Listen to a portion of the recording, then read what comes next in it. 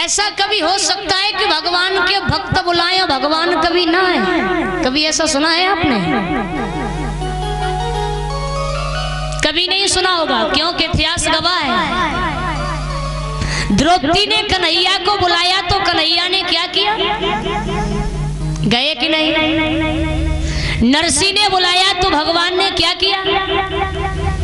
गए कि नहीं गए? ध्रुव ने बुलाया तो भगवान ने क्या किया? प्रहलाद ने बुलाया तो भगवान ने क्या किया? ऐसा तो नहीं है हम और आप दुश्मन हो जो हमारे तुम्हारे पास नहीं आएगा। भगवान का कोई दुश्मन तो नहीं है। न तो भगवान ये देखते हैं कि ये हमारा दुश्मन है, न तो भगवान ये देखते हैं कि ये सुंदर है कि नहीं है। अब ऐसा तो नहीं है कि भगवान जो सुंदर सुंदर होते हैं उन्हीं के घर भगवान आते हैं, या जो कोई ज्यादा पैसे वाला होता है उसी के घर भगवान आते हैं। अगर कोई ज्यादा पैसे वाला है उसी के घर भगवान आते हैं। सुदामा का कोई ज्यादा पैसे वाला था? सुदामा पैसे वाले तो नहीं थे। सुदामा की तो हालत वो थी कि सुबह खा लिया तो शाम का पता नहीं, और शाम को खा लिया तो सुबह का पता नहीं। अगर भगवान पैसे वाले के घर पे आते तो भगवान सुदामा के घर पे क्यों जाते? भगवान सुदामा के जीवन का उद्धार क्यों करते? अगर भगवान को सुंदरता से मतलब होता तो भगवान शिवरी के घर क्यों जाते? भगवान को अगर सुंदरता से मतलब होता। अच्छा आप लोग एक बात बताओ, ये बताओ कि ये दुनिया सबसे ज्यादा किस चीज से प्रेम करती है? ये दुनिया सबसे ज्यादा किसको ज्यादा लाइक करती है? जिसका तन सुंदर हो कि जिसका मन सुंदर हो? ये दुनिया किसको ज्यादा लाइक करती है? जिसका तन सुंदर हो कि जिसका मन सुंदर हो? कृपा करके मुझे बताएं। जिसका तन सुंदर हो। दुनिया चाहती है कि जिसका तन सुंदर हो, और भगवान किसको चाहते हैं? जिसका मन सुंदर हो। दुनिया चाहती है जिसका तन सुंदर होता है, और भगवान उसे चाहते हैं जिसका मन सुंदर होता है। तो भगवान को सुंदरता से मतलब नहीं है। और याद रखना, जिनका तन सुंदर होता है ना उनका मन बहुत विचित्र होता है। ये बात आप कहाँ भूल गए हो? जिसका तन सुंदर होगा उसका मन बहुत विचित्र होगा, और जिसका मन सुंदर होगा उसका तन बहुत विचित्र होगा। जिसका तन सुंदर होता है वो अंदर से कभी सुंदर नहीं हो सकते, और जो अंदर से सुंदर होते हैं वो तन से कभी सुंदर नहीं हो सकते। कि देख लिए तेरी दुनिया वाले मुख जिनके उजले मन बड़े काले। जिसका तन सुंदर होता है उसका मन कभी सुंदर नहीं हो सकता। अब देखिए आप लोग कि भगवान सुंदर के घर नहीं आते हैं। भगवान किसके घर आते हैं? मन के घर आते हैं। मन सुंदर होना चाहिए। प्रमाण के लिए राम कथा में चलिए। राम कथा में तुलसीदास जी लिखते हैं, राम जी को 14 साल का वनवास हुआ। शिवरी को सभी जानते होंगे। शिवरी को सभी जानते हैं। शिवरी देखने में कैसी थी? शिवरी का तन बिल्कुल सुंदर नहीं था। शिवरी इतनी गंदी रहती थी, इतनी गंदी रहती थी, जात की भीलिन नारी थी, लेकिन उसका मन बिल्कुल साफ था। तो एक दिन शिवरी के घर पे शिवरी के शादी वाले आ गए। परीक्षा जी शिवरी जवान हुई तो शादी तो हो गई। तो शिवरी के घर पे शादी वाले आ गए। तो शिवरी की माँ ने शिवरी को स्नान कराया, आंगन में बैठ के शिवरी को सजा रही है। शिवरी ने पूछा, माँ आज तक तुमने मुझे कभी स्नान नहीं कराया, मगर आज क्या कारण है? आज तो तुम मुझे बड़े मन से सजा रही हो, क्या कारण है? शिवरी की माँ ने कहा, देखो बेटी तुम्हें नहीं मालूम, आज तुम्हारी शादी वाले आ रहे हैं। शिवरी बोली, ये शादी क्या होता है? शिवरी की माँ ने कहा तुम्हें नहीं पता? बोले पता होता तो मैं तुम्हें क्यों पूछती। शिवरी की माँ ने कहा जब तुम्हारी शादी होगी उसके बाद फिर क्या होगा? बोली फिर तुम ससुराल चली जाओगी। फिर बोली ससुराल जाके सास ससुर के पति के साथ में जाके रहोगी। फिर क्या होगा? बोली फिर कुछ वक्त बीत जाने के बाद में तुम बूढ़ी हो जाओगी। शिवरी ने कहा फिर क्या होगा? तो शिवरी की माँ ने कहा फिर तुम मर जाओगी। तो शिवरी ने पूछा फिर क्या होगा? तो शिवरी की माँ ने कहा जब मर जाओगी तो फिर दोबारा जन्म लोगी। अच्छा फिर क्या होगा? बोली फिर शादी होगी। अच्छा फिर क्या होगा? बोली फिर मरोगी। शिवरी ने कहा भाई ये तो जीवन बड़ा विलक्षण है, इसमें मरना भी है, जन्म लेना है, शादी भी होनी है, फिर मरना है, फिर शादी होगी, फिर मरना है, फिर। अरे भाई इस जीवन के झंझट को छोड़ो भाई, हमें तो भगवान की शरण में जाना है, मुझे शादी नहीं करनी है। शिवरी ने अपनी माँ से तो नहीं कहा कि मुझे शादी नहीं करनी। आधी रात्रि के समय शिवरी घर से निकल गई। घर से निकल गई, एक ऋषि के आश्रम पर जाके पहुंची। शिवरी वहां पर रहने लगी। तो काफी दिन हो गए शिवरी को रहते रहते। एक दिन महाराज महात्मा जी जो थे उन्होंने कहा शिवरी अब मेरा समय पूरा हो गया है, अब इस आश्रम से मैं जाना चाहता हूँ। शिवरी ने कहा महात्मा जी जाने को मना नहीं करती, दुख तो मुझे इस बात का है कि इतने दिन आपके साथ हो गए लेकिन आज तक मेरी मन की आस पूरी नहीं हुई। क्या?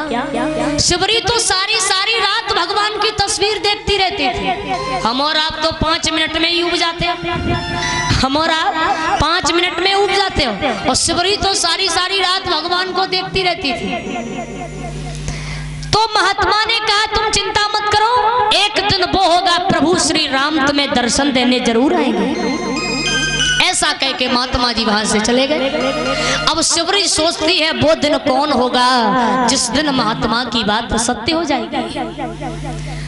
शिवरी पर यहाँ तक हुआ कि शिवरी पर बुढ़ापा आ गया। धीरे धीरे समय व्यतीत हुआ। शिवरी से महात्मा जी ने कहा था इस रास्ते से भगवान आएंगे, तो शिवरी एक दिन की बात छोड़ो रोज आना वहां तक झाड़ू लगाने जाती है। भगवान आए तो शायद उनके पैरों में कहीं कंकड़ न लग जाए, भगवान आए तो उनके पैरों में कांटे न लग जाए। शिवरी रोज आना वहां तक झाड़ू लगाती है।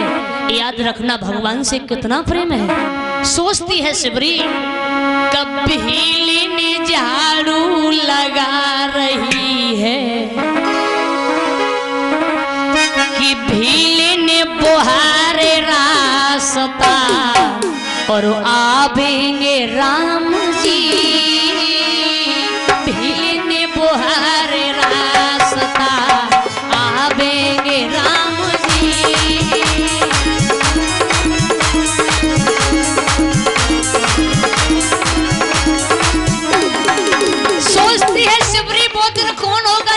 भगवान मुझे दर्शन देने आएंगे। हो भीलिनी बुहारे रास्ता आवेंगे राम जी। भीलिनी बुहारे। और सोचती है हो जीवन के दुख दूर मेरे कर देंगे राम जी। भीलिनी बुहारे रास्ता आवेंगे राम जी। श्री राधे।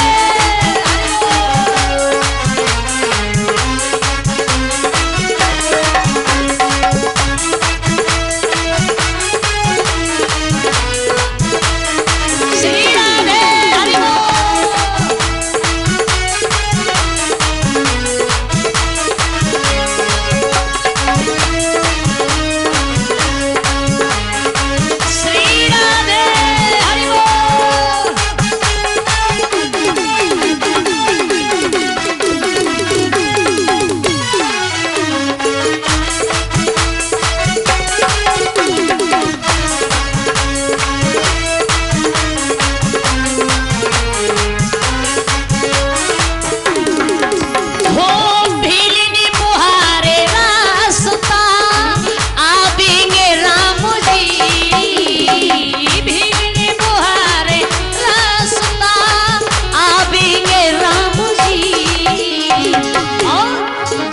जीवन के दुख दूर मेरे कर देंगे राम जी, जीवन के दुख दूर मेरे कर देंगे राम जी। श्री राधे हरि बोल।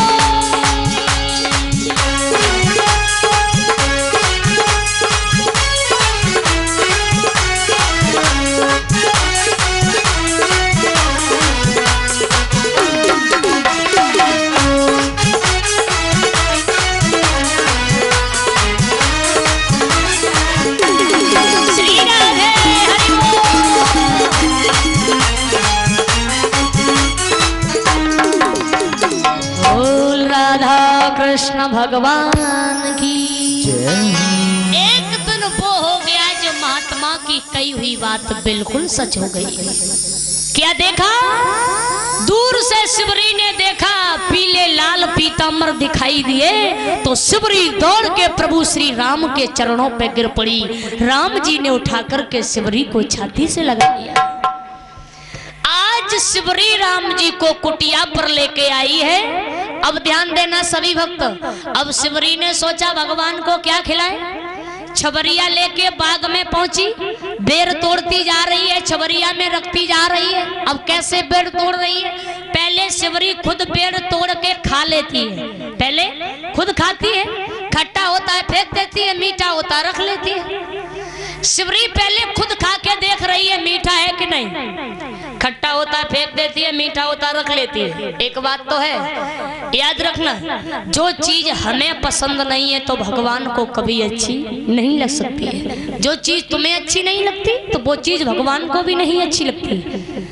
इसीलिए ध्यान रखना, बहुत से लोग तो ऐसा करते हैं, बहुत सी माताएं ऐसा करती हैं कि ऐसी चीज हमें पसंद नहीं है, चलो भगवान के दरबार में दे आए। कसम से नोटबंदी हो गई तो तमाम लोगों ने नकली रुपए चढ़ा दिए, तमाम लोगों ने नकली रुपए चढ़ा दिए। अब बताओ, तुमने वो नकली रुपए नहीं चला पाए तो भगवान के दरबार में चला रहे। याद रखना, अगर तुम नकली भगवान को दोगे तो नकली तुम्हें भी भगवान देगा, देर नहीं करेगा। तो जो चीज तुम्हें नहीं अच्छी लगती है वो चीज भगवान को भी नहीं अच्छी लग सकती है। शिवरी राम जी को बेर खिलाती है, दोबारा फिर खा के देखती है और फिर राम जी को खिलाती है। राम जी बड़े मन से खा रहे, राम जी बड़े मन से खा रहे हैं। लक्ष्मण ने कहा भाभी जी कहाँ चली गई, भैया की बुद्धि बिल्कुल खराब हो गई। देखो ये कितनी गंदी है, इसके हाथ के छुए चना न चबे जाएं, और देखो कैसे बेर खा रहे हैं, इनकी बुद्धि बिल्कुल खराब हो गई। राम जी बोले भैया लक्ष्मण खा के तो देखो, अगर मुंह का स्वाद न बदल जाए तो हमसे राम मत कहना। लक्ष्मण ने कहा तुम तो कह रहे का स्वाद बदल जाएगा और हम ये कह रहे हैं कि जो मेरे पेट में है ना वो सब अंदर आ जाएगा, इतनी खराब है ये, मैं नहीं खाऊंगा। राम जी ने जबरदस्ती दिए, खा के तो देखो। याद रखना, लक्ष्मण ने राम जी से छिपा के वो बेर पीछे फेंक दिए। और याद रखना, जो भगवान से छिपा करके काम करते हो और वो काम तुम्हें जरूर ही करना पड़ेगा। वही बेर आकर के संजीवनी बूटी बने जो लक्ष्मण को बाद में खानी ही पड़ी। बोल बाके बिहारी लाल की। इसीलिए भगवान उसको चाहते हैं जिसका मन सुंदर होता है, और ये दुनिया उसको चाहती है जिसका तन सुंदर होता है। आइए तालियों का सहारा देकर के भगवान का भजन बोले सभी भक्त। उसके बाद बड़ी सुंदर भगवान की पावनमयी कथा।